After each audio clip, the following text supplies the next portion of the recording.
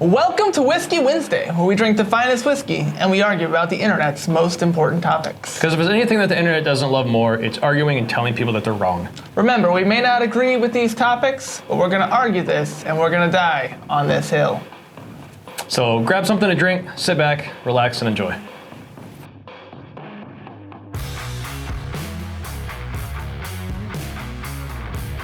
I'd like to thank you for checking out our video, and I'd like to ask you to take a moment to subscribe to our video.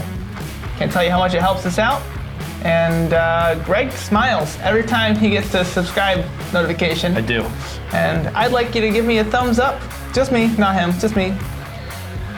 Yeah. I'm fine with that, as long as we get a thumbs up. Thumbs up. All right, today we have one of my all-time favorites. This is, Eagle Rare is probably the whiskey that got me the most excited about whiskey, like kind of turned me into a bourbon guy. Yeah.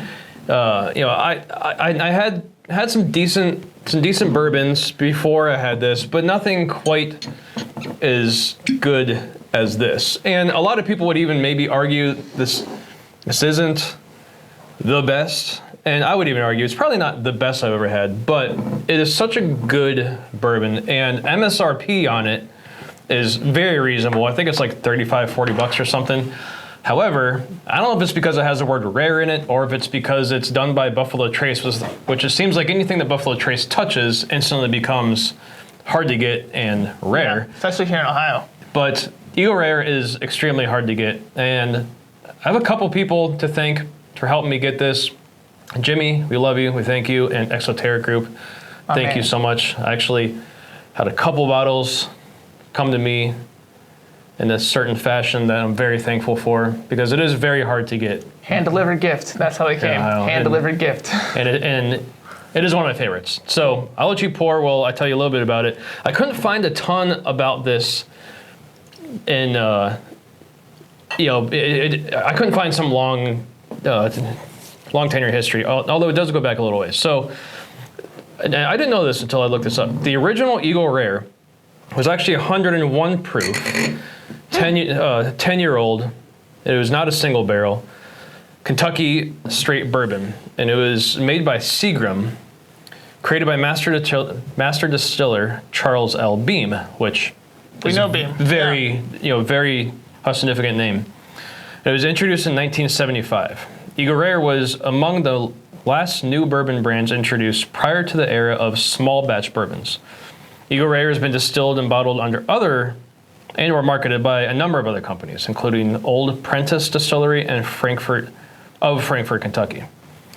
The Sazerac Company, an American family-owned producer and importer based in New Orleans, Louisiana, and parent company of 5 distilleries, acquired Eagle Rare from Seagram in 1989. Sazerac's Kentucky Distillery was then known as the George T. Stagg Distillery, which George T. Stagg is also an extremely sought-after bourbon. Today, the distillery is known as the Buffalo Trace Distillery. So this is one of the many one of the many amazing bourbons out of Buffalo Trace. So the original 101 proof 10-year-old single barrel was discontinued in March of 2005. This is, I believe, a 90 proof. 45%, so yes. Yeah, so 90 proof, and it's very good. It's not too hot. It's not hot enough. I don't know what the other. Not too hot.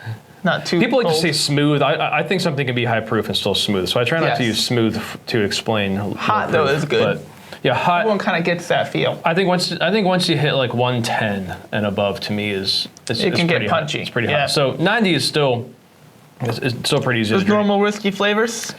Yeah, you know, it's this is a 10-year. Okay. Which is significant. I think it's one of the reasons why it is sought after. Because most whiskeys and bourbon, well, bourbon has to be 10-year. Yeah. But most whiskeys that you'll find are less than that. So this is a 10-year for $35, $40 if you get MSRP. That's crazy. Yeah. And so I think it's one of the reasons why it's pretty sought after. That's good, man. Yeah, I think. Yep, I still love this. It's good. It's oaky. Yeah, there's just enough sweet. It's not too sweet. Right. And you get the oakiness, which I love the oakiness. We missed that the last couple of weeks. Yeah. Of filming this. Some of the ones we had weren't very oaky. I missed the oakiness. I don't know. There's something about this bourbon to me is just, it's kind of the epitome of, it is the basic thing that I want. It is 90 proof. It's not, it's not super hot. It's not like a boring 80 proof. It's got just enough sweet, just enough oak. Man, I really do love this. So it starts off hotter than, say, what we had last, the Angel's Envy, right? It starts off a little harder, and then it increases the heat. Not like spicy, but the I think it's the alcohol content that you start to taste. And then right after that, you get a solid oak, like, platform. Yep.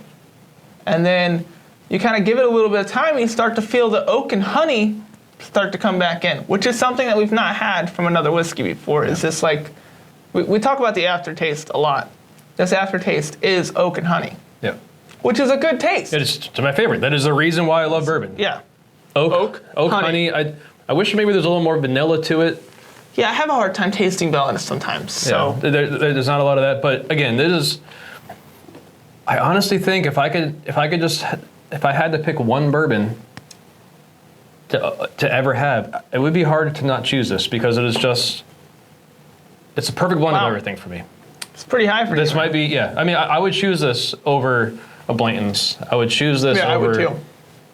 Even though Blanton's to me is smoother. It is. It may be a little sweeter, but Blanton's to me is missing some of the oakiness or something to it. I don't know. Also, the bottle, classic, like wine-shaped bottle. But I like the eagle on it. It's got some good art. Yeah, I like that it's printed. It's not stuck on there. It's real. Yeah. It's simple though. And that's, yeah, and we don't need you wasting money on. With as much as I love this, they actually have a 17-year that is very hard to find. Not impossible, but very hard to find. I would love to get my hands on that. And then they have a 20-year, which they call Eagle Super Rare, I think they call it. And it is in this creative. It's in this beautiful bottle with like this glass eagle stopper and everything. I'll put some pictures here. That'd be cool. It is. I just want the bottle, but I would love, with as good as this is, I wonder how good the 17 and the 20 is. Now, I think MSRP is like $2,000. Got it. I might do it. As much as you love this. As much as I love it, yeah. It would hurt. It would hurt. Yeah. But I think I would find a way to do it. I'll sell a watch or two or three, or I don't know. Sell a bunch of Neomags. That would work. Right, sell a case of ammo. Yeah. I could probably sell Neomags. Probably sell some Neomags. I would love, so to me the 20 years kind of this, like, it's basically impossible to get. Like, I'll never get it. 17-year, from what I hear, is more likely to get, although still very difficult. And as difficult as this is to get, even though I think I have like 3 bottles of this right now, this still takes a little bit of work to get. Yeah. But yeah, super excited to bring Eagle Rare on here, because it is probably, it's in my top 3. It's good. I would give it a 7.5 out of 10. And I'm going to punch you for that. I think it's a good whiskey. I think it's good, but yeah, you also didn't pour me enough. 5 is like, is an even whiskey. 10 is, this is the best thing I've ever tasted. 7.5 is a high mark. It is. But I think you've given something else. What's the highest thing you've given? I think you've given it 8. 1776, I really loved. I think you gave it like 18 or 8.5 or something. I get 8.5. I really loved the strong punch of oak that 1776 gave me. I've never given anything above an 8.5, so. That's still your all-time favorite, huh? Angel's Envy's up there. We didn't rate it last week. That's true, we didn't rate that. But I would say Angel's Envy would be in the 7.5s as well. So you give Angel's Envy about roughly about the same as that. Yeah. I'll say it again. This is one that I will always have a bottle of, and I try not to open one until I have another one ready on deck. I feel safer having one open. It's a comfort if I have another one, that's ready to come. So yeah, that's good to know. Yeah, I love this. Love Eagle Rare, and I wish I had a better story. I wish I had some cool story to it. It's been around a long time. but yeah, it unfortunately doesn't have this like. Right. It maybe does, but I Not like the mints came from the dungeons of the earth to forge steel. It's so hard to beat the story for, for like horse soldier. The trade tower. Yeah, I mean those bottles. Yeah, just that's cool. If you haven't seen that, go back and watch. Like even if you just watch the beginning and learn about the horse soldier bourbon. That's very cool. It's very cool. But this does have some seriously solid roots with some good. They call it brewmasters? What do they call it? Master distiller. Master distillers. It's got some very strong roots tied to some very good alcohols. Yeah, I mean Jim Beam. You can taste that. Charles Beam. Yeah. It's obviously it's been tested and tried and true for a long time, and it'll always be one of my favorites. Yeah. Today's topic. We're going to talk about basically if you decided I am going to build AR pistol or SBR. When you do that, you generally are going to have to decide at some point, what caliber do I want this in? Yeah, what am I going to do? We're in a golden age, thankfully, of a lot of amazing calibers with a lot of pros and cons that you can shoot out of a sub 16-inch barrel. Sure. And I'm a huge 300 blackout nerd. I think. As am I. If I want to shoot a 220 grain subsonic 30 caliber out of the same gun, basically as different barrel. Different barrel. I'll put it in the same gun. That's an important change. It's very important. But if I want to shoot a 30 caliber round ranging from, and they even have larger than 220 grain. That's the biggest thing I've ever bought. Yeah. All the way down to like, I don't know, 50, 60 grain or something, which is nuts. Ripping. Yeah. That is a crazy fast round. Yeah. All out of a short barrel AR. Oh, it is just, I love 300 blackout. But with that said, that is still today, it's less of a boutique round than what it used to be, but it's still kind of a boutique round. So the 5.56 223, and I would say 9mm. And those are all they call like kind of the short barreled rifle category, and then like the 9mm 45 is like a PCC, right? Pistol caliber carbine, for those of you who aren't aware of what that is. Right. So there are some, and even that market has come a long way. It has. CMMG is doing some great things. Angstad last round bolt open makes some beautiful, some awesome PCCs. But I'm taking the side of that. If I'm going to build a SBR or AR pistol, if I'm going to build something that is that size, I'm going to put a rifle round through it. If I'm going to have something that is going to give me the controllability to be able to handle a larger round like a rifle round, then why would I bother putting a little pistol round in it? If I'm going to shoot a pistol round, then I'll just shoot a pistol. If I want a rifle or SBR or whatever, I want a rifle round in it. So I'm going to do a 223 or I'm going to do a 300 blackout because I want that power. I also, from my experience, my 300 blackouts, my 223s, all sub 16-inch, have been way more reliable than my PCCs, and they're less finicky. So a AR has an actual gas system to it, right. And they cycle better. You can actually tune them. You can't really tune a PCC. Yeah, and if you do, it's by adding weight, and who wants to add weight to a gun? So whatever you gain in tuning, you still get reciprocating mass from. Right, you're adding more mass to it. And so that's my, I get that. To me, that's just, that's a big downside. And I want to make sure that my gun is going to be very reliable. And one of the last things I kind of thought about that I don't know that I thought about this when I built these guns, but I actually brought mags in here for example. So this is a just a 30 round standard PMag loaded with 223. This is a Glock 31 round loaded with 31 rounds of 9mm.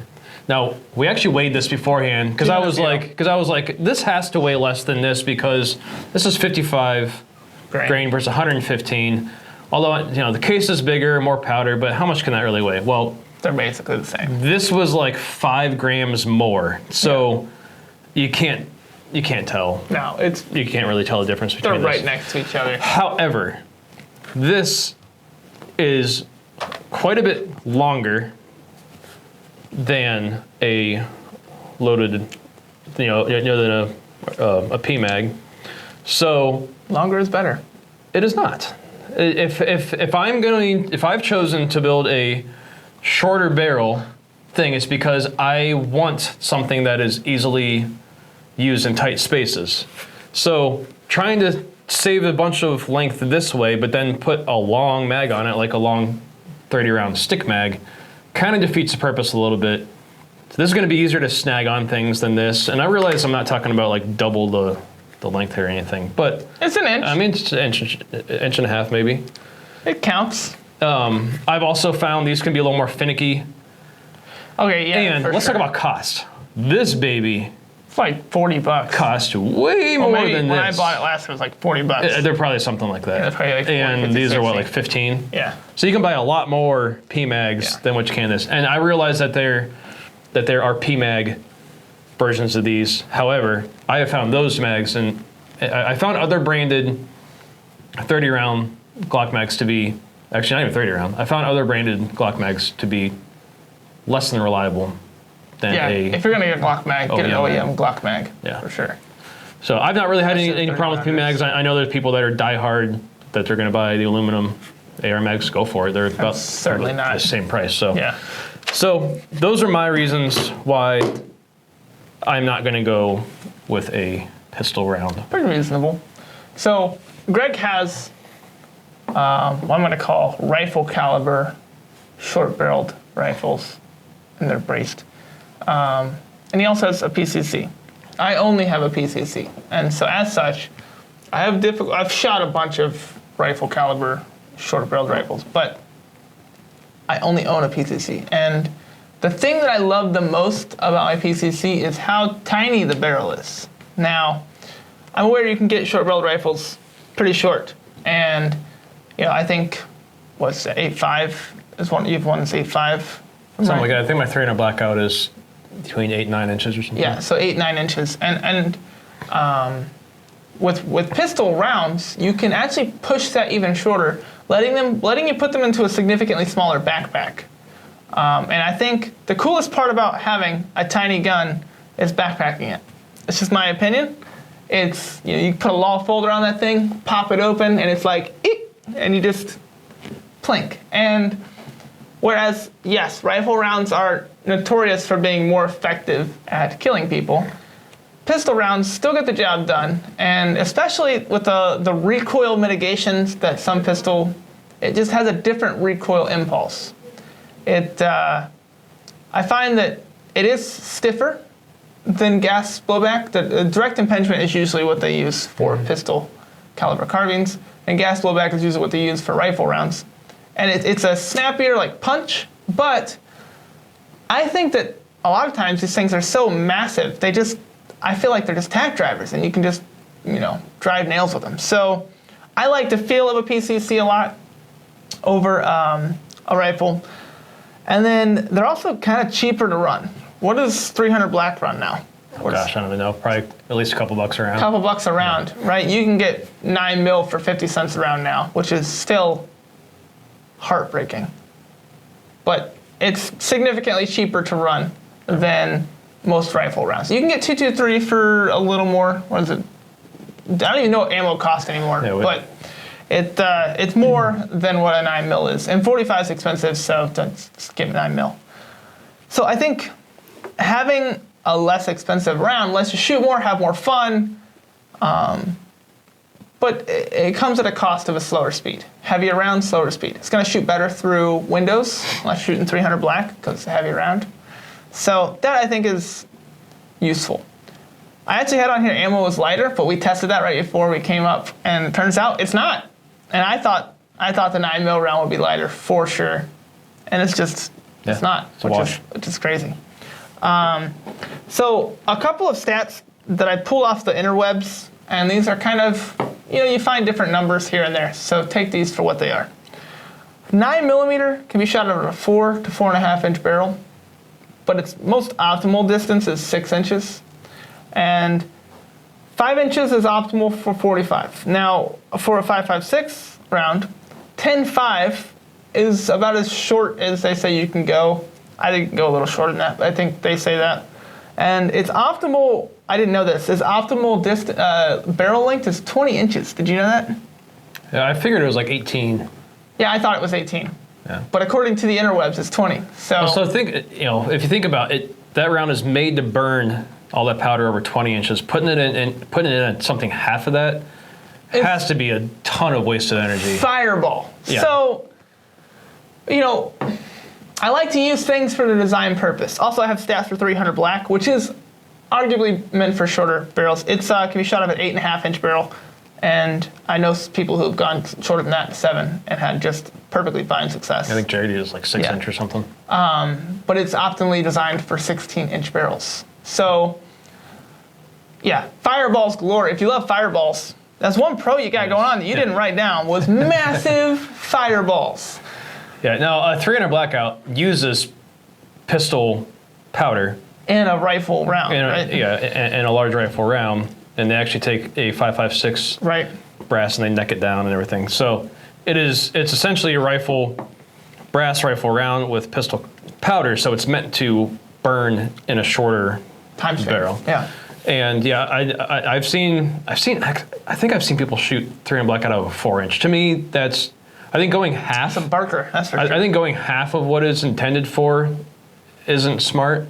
Right. If I want something as small as a 4 inch, that's when I'm going to go pistol caliber. Pistol caliber, and that, I do think that's where, yes, the pistol caliber that I have right now, I think it's like a 4 or 6 inch barrel. It's because it's pistol round, and so for me, if I want a gun that's like real tiny, then I'm going to go pistol. Yeah, absolutely, tiny guns. But again, at that point, I might as well get just a little bit longer barrel and shoot 300 blackout. To me, it's just a better. I would rather shoot. And it depends. I agree with you on the range. Yeah, absolutely. I don't want to shoot $2 round ammo. No, you got to practice. Yeah. But if I'm in a defensive situation, I got to shoot through car doors and whatever. And sure. Yeah. Whatever. Then I would like to have. You can always change your ammo. Like we know for a fact that 9mm can shoot through a B pillar with the right round, but 300 blackout destroys vehicles, just in one side out the other. And so does 223 and 5.56, and that's it does definitely go through that. Yeah, that's where it just unless what I'm going for like an itty bitty little AR, at some point it doesn't make sense to do. It doesn't at some point it doesn't make sense to go super small. Now I really do like a Sig, like a Sig Rattler. Sig Rattler, the MCX is awesome. Just it's tiny little itty bitty thing at 300 blackout. I think I also make it in pistol caliber. Again, if I can choose the same platform, and choose between 300 black and 9mm, I'm going to choose 300 blackout. Because keep in mind, with the rifle round, you lose 1.5 inches of length from the round itself, right? Like the barrel's not measured from the tip of the bullet; it's measured from the very far back. Actually, I think it's from the ring collet, isn't it? Yeah, I think so. Yeah, so, you're losing some distance. So you got a 4-inch barrel and an inch, like you don't have much accuracy standards or the ability to use that round accurately. So that's why I think for rifle rounds, you only have so short you can go. And I think for me, the shorter the better. If I could put it in my little Haley flat pack, I'd be thrilled. But I haven't found a round or a gun that I can so far. At that point, you might as well go like the Glock. What is that Glock called? stock things. Drawing a blank right now. But yeah, at that point, you might as well put a brace on a pistol. Those are cool. Yeah. They're odd, man. Like you really got to train. PCCs still? No, 'cause it's not a carbine. Or is it? I don't know. there's a lot of rules, and it sucks. And we let the ATF be the one who dictates what the rules are. Because if I were to say, I would say that's considered a handgun, like a braced handgun. I wouldn't call it a pistol caliber carbine. But technically speaking, if you put a brace on a PCC, it's not a pistol caliber carbine anyways, right? I don't know. Long story short, we're going to refer to them as pistol caliber carbines, and I think that the shorter is better, and you think that it's okay to go a little longer. To me, it's more about I would rather have a slightly bigger gun to have the power of a rifle round than have something smaller that doesn't. But yeah, the beautiful thing is we live in a country where nope. No? Nope. Oh. Nope, you can't do that anymore. That's true. Yeah. Okay, we have to choose one side or the other. Either you must agree with one of us. A rifle, you cannot have both. You have to one or the other.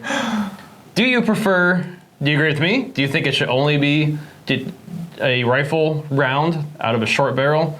Or do you agree with Dusty that you can just have a giant pistol and shoot pistol round? Yeah. I'd love to hear from you. So let us know in the comments below. Love to know what you think on this topic.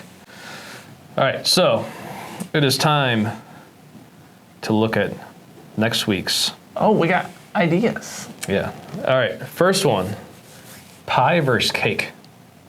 Pie versus cake. It's pie, obviously. I was unaware that pie and cake were in competition with each other. Yeah, I think they're the closest rivals, I think.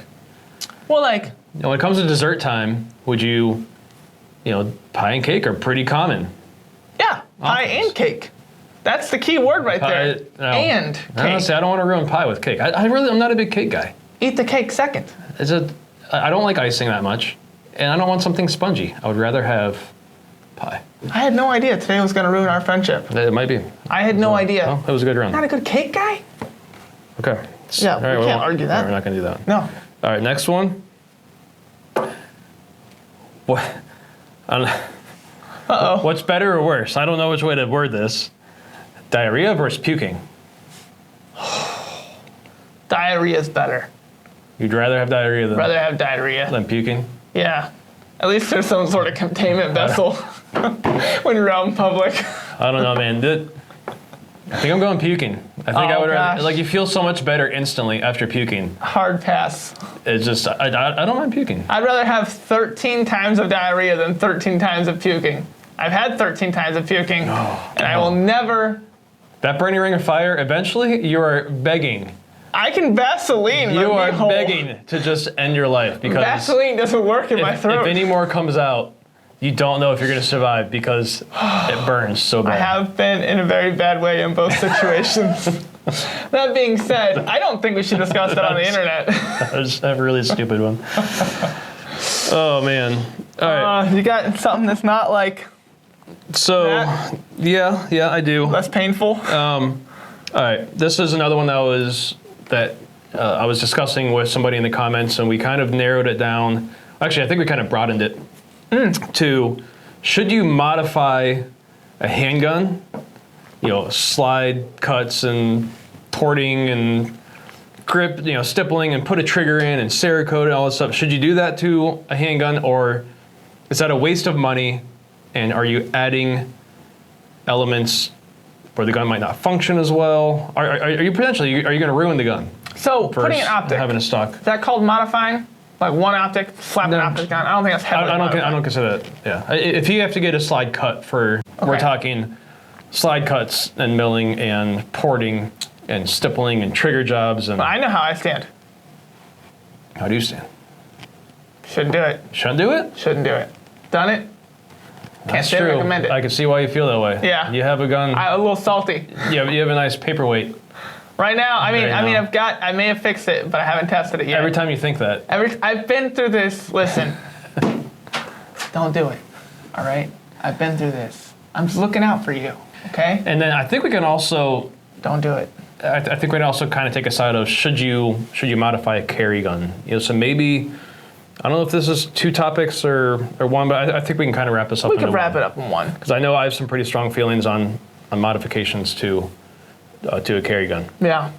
So should you put Punisher skulls on your carry gun? Absolutely. That's the real question. That is, of course. Of course. Of course. The more Punisher skulls on your gun. Punisher skulls and Boondock Saints logos. Yeah. Duh. So we're gonna argue that then, huh? Yeah. All right, I'm down for that. We'll figure out who's gonna take what Yeah. next time, or before we film. So I think we need to kind of compact this. So we need to figure out, refine this, because if we're gonna talk about defensive weapons, then there might be Difference in feeling. Yeah, it might be some difference here. So we're gonna figure this out, repack it, and we'll come back to you guys next week with this topic. Thank you guys so much for watching. We love you, and we'll see you next time. Thanks again. Cheers.